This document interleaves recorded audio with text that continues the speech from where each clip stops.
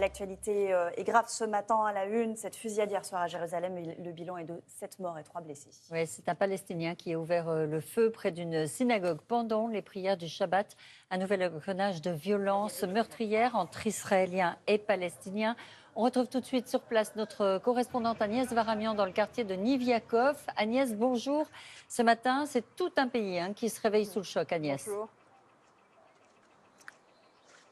Effectivement, sous le choc ce matin, alors que nous sommes samedi, jour de Shabbat, 7 Israéliens tués. C'est simplement l'attaque la plus meurtrière dans ce pays depuis 15 ans. C'est ici, donc, dans ce quartier, qu'un Palestinien a attendu dans sa voiture hier soir la fin de la prière dans cette synagogue qui est tout juste derrière moi. Puis il a ouvert le feu, tiré avec son arme de poing sur les fidèles qui sortaient et sur les passants. 5 personnes sont décédées sur les lieux, 2 autres à l'hôpital un peu plus tard. Le Palestinien, lui, a été abattu par la police alors qu'il tentait de fuir. Alors, acte de représailles, vengeance, il faut noter que cette attaque intervient moins de 48 heures après un raid israélien meurtrier en Cisjordanie. En effet, jeudi matin, l'armée israélienne est entrée en force dans le camp de réfugiés palestiniens de Jenin. L'armée dit qu'il s'agissait de prévenir une attaque terroriste en Israël. En tous les cas, ce raid israélien a fait 9 morts. Ces attaques très concomitantes, eh bien,